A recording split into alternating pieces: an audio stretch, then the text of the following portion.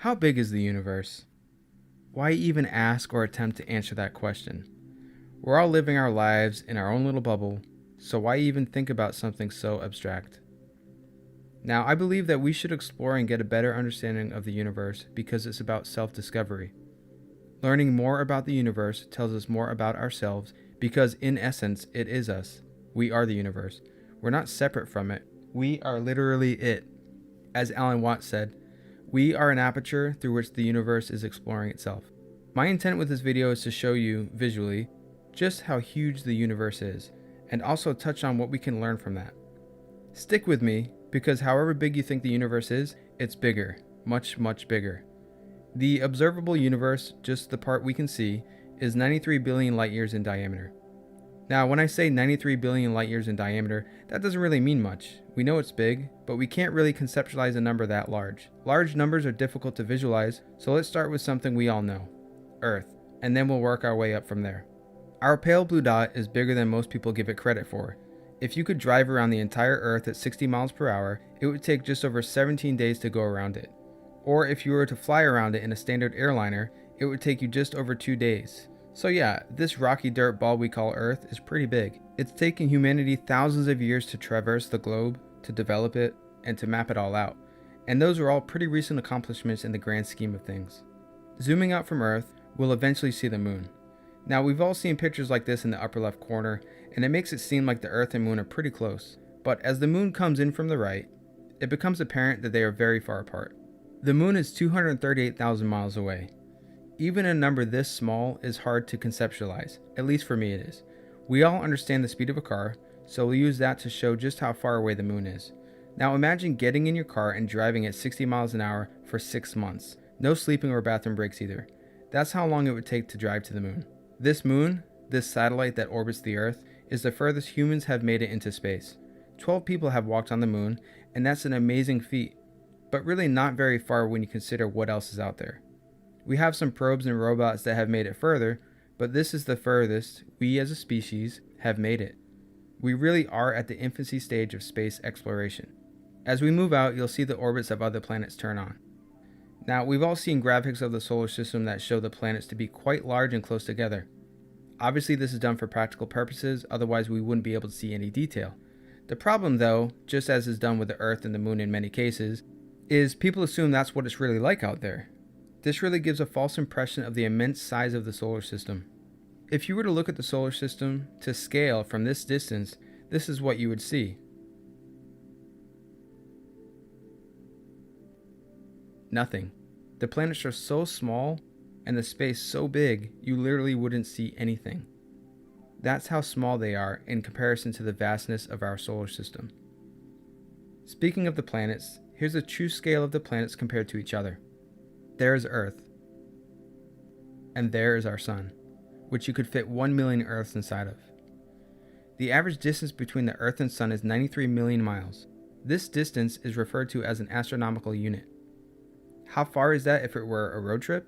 It would take 177 years to drive to the Sun, and if you're in a hurry, you could get there in about 19 years via commercial airliner. What about driving to Neptune? How long would that take? It would take 5,000 years by car and 600 years by plane. So yeah, the solar system is immense, and I want to give you one more visual to really drive home how big the space is between the planets. Let's shrink the solar system down to the size of a football field. At this scale, our Sun is just over 1 inch in diameter and sitting on the goal line. The inner planets, Mercury, Venus, Earth, and Mars, are smaller than the ball in a ball tip pen, and they're all within the first few yards. The outer planets, or the gas giants, would be smaller than BB pellets and way further down the field. The solar system is huge, and it's easy to see why we haven't made it very far. There's a lot of empty space out there. Hope is not lost though. We've sent several probes and robots into space, and they can go much faster than a car or plane. Our furthest probe, Voyager 1, which you're seeing the path of here as an orange line, was launched in 1977 and has been traveling for over 42 years. It's going about 38,000 miles an hour and is now over 13 billion miles away. It's the most distant man-made object in space. It passed all the other planets' orbits back in the 80s and it's still going. Voyager 1's official departure from the solar system occurred in August 2012. As we zoom out, you may be wondering where the boundary of our solar system is. Great question and a bit tricky to answer. Some define the edge of the solar system using Neptune's orbit, which is 5.6 billion miles in diameter. Some use Pluto's orbit, others use the heliosphere, and some others define the border of the solar system at the outer limits of the Oort cloud. That's the orange sphere you see here. The Oort cloud is made up of billions of comets, basically dirt ice balls, and they orbit the sun way, way beyond the orbit of Neptune. So there are several ways to define the edge of the solar system. In one, where Neptune is the outer boundary, it takes light 4 hours to go from the sun to the edge of the solar system. In the other scenario, with the Oort cloud, it takes light over a year and a half to go from the sun to the edge of the solar system. That's over 3,000 times larger than Neptune's orbit, so quite a big difference between them. For the sake of simplicity, I'll be using Neptune as the boundary of the solar system. I mentioned a light year, so let's touch on that briefly. A light year is the distance that light travels in a year. Light travels at 186,000 miles per second. Here are the Earth and Moon to scale. It takes light 1.3 seconds to get from the Earth to the Moon. It would take you 6 months to drive that far, and light is traveling that far in 1.3 seconds. That's fast. It's going 186,000 miles per second, 11 million miles every minute, 670 million miles every hour, 16 billion miles every day, and just about 6 trillion miles every year. Everything is so far away in space, and we don't want to have to write down these huge numbers, so we use the term light year to make it easier on us. In terms of light speed, we're just 8 minutes from the sun. That's how long it takes light to travel from the sun to the Earth, and Neptune is 4 hours away, in terms of light speed. If I haven't said it enough, let me say it one more time. The solar system is really big, which is really why we haven't made it too far just yet. But when you compare our solar system to the Milky Way, it's just ridiculously small. As we zoom out in our journey, you'll see the nearest star to us, Proxima Centauri.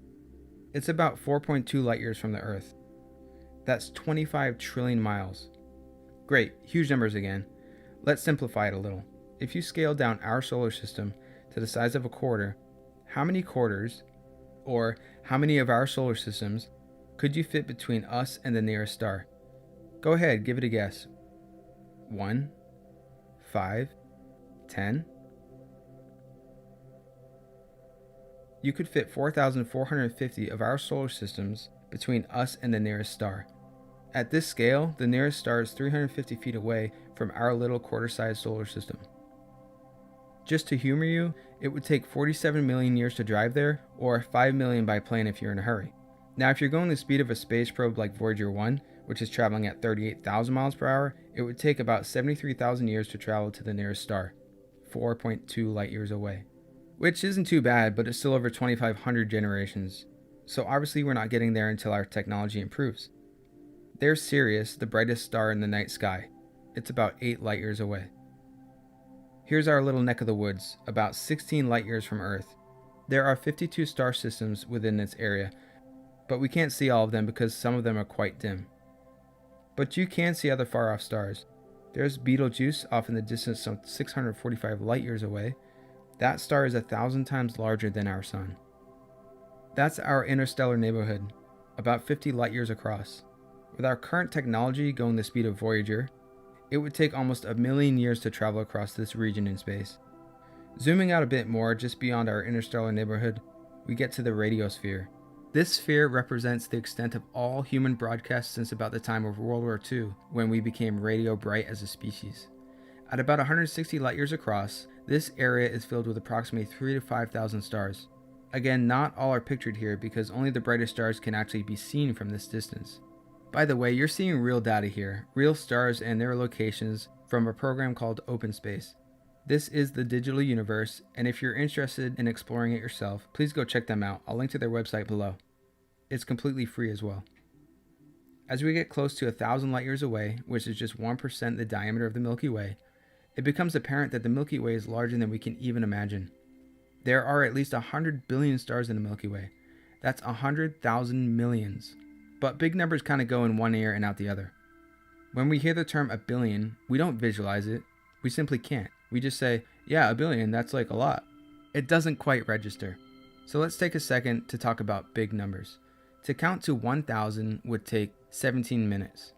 To count to 1 million would take 12 days. And to count to 1 billion would take 32 years. If that doesn't do it for you, let's try visually. Here are 100 stars. 100 of those is 10,000.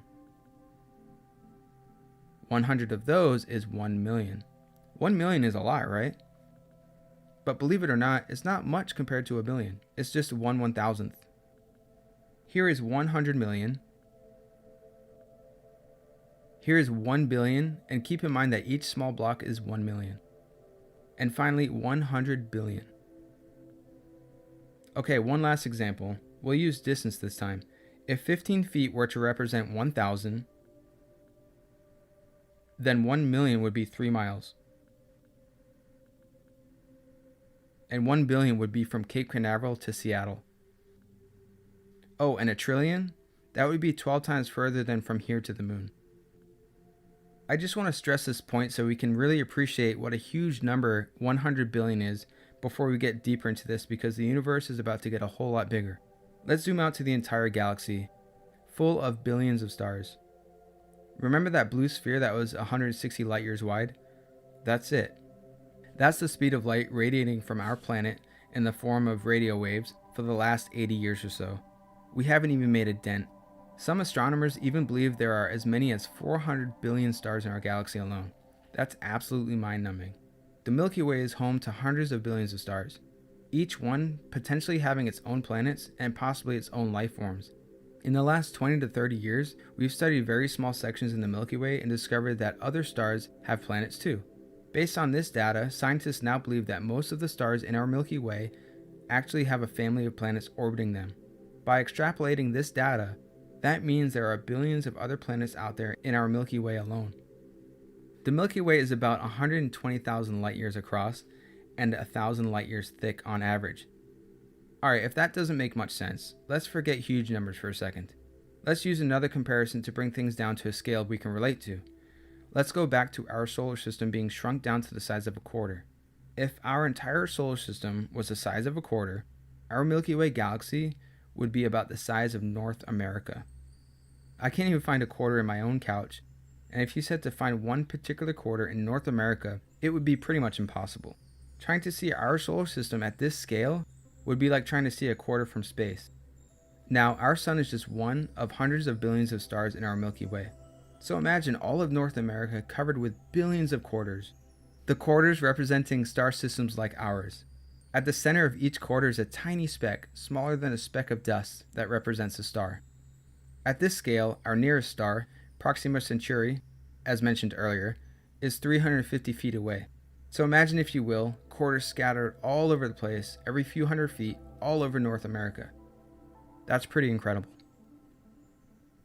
Here you can see the orbit of our sun around the galaxy. Even though the sun is traveling around the galaxy at over 500,000 miles per hour, it still takes 225 million years to complete one revolution. If you're still not impressed with the sheer magnitude of space, let's move past our galaxy. Let's get serious. The Andromeda Galaxy is about 2.5 million light years away. Zooming out even further to about 110 million light years, we see the Virgo supercluster.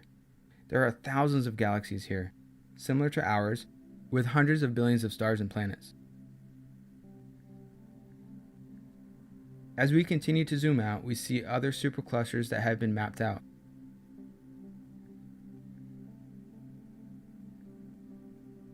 The dark region is called the zone of galactic obscuration because it is obscured by our own Milky Way. And finally, quasars come into the picture.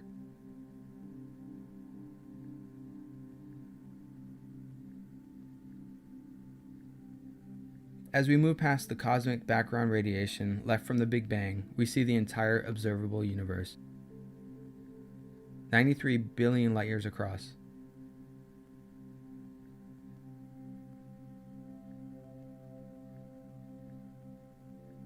We may never know what's beyond the part of the universe that we can see, but due to the acceleration of space, it is believed that the universe itself is at least 250 times bigger than the observable universe. Wow, a lot of information, but what's the point? What can we learn from all of this? First, can we all be honest with ourselves for a minute? The truth is, we know nothing. Pretending we have all the answers limits our open-mindedness to what's really out there. Look at us floating around on our little dirt rock ball in the middle of nowhere. It's great that we're able to see as deep and as far as we can into the universe, but ultimately, we know nothing. We don't know why things happen the way they do. More than likely, whatever it is that is happening for reasons that our little brains simply can't comprehend. So the next time something happens that doesn't go your way, just go with it, man. Just go with the flow. Do you really think there's any point in resisting the universe? Also, we don't have to know everything. Accept that we don't have all the answers and enjoy life. Live the moment you're in, do things you're passionate about, and just have a good time while you're here. Second, you are the universe. Eckhart Tolle stated, "You are not in the universe, you are the universe, an intrinsic part of it. Ultimately, you are not a person, but a focal point where the universe is becoming conscious of itself." What an amazing miracle. Obviously, from our limited perspective at this moment, being in our heads, we feel quite separate from the universe. But think about this. Every atom inside your body was once in a star. When a star explodes, it sends new materials and elements all over the place. And that's where carbon, metals, and everything else comes from. That in turn forms other stars and the planets ultimately create you. That's how you were made, literally from star stuff. It took billions of years for the universe to evolve and change and create us. We're tiny, but we're also exceptionally special, as is everything in the cosmos. Here's my belief. The universe is intelligent. It's not just a bunch of dumb matter floating around colliding haphazardly. One universal intelligence, or one consciousness, is what's guiding this whole thing, including you. We just feel like separate selves because that's how our limited minds work. You didn't come into the universe as some separate thing. You came out of the universe. You were born from it. Ultimately, you're not some separate thing. You're the whole thing, which means we're all in this together. As Neil deGrasse Tyson puts it, we're all connected. To each other biologically, to the earth chemically, to the rest of the universe atomically. Not only are we in the universe is in us. So do your best to treat everyone with love, respect, and dignity. We need to stick together as a species and a planet if we're going to survive. And I think we will. I'll leave you with one final quote. The cosmos is within us. We are made of star stuff. We are a way for the universe to know itself. Carl Sagan. If you stuck around for this entire video, thank you. I hope you enjoyed it. Please like and subscribe if you can, and please drop me a comment and let me know what you think we can learn from the enormity of the universe. I would love to see what you all think. Thanks, and I'll see you next time.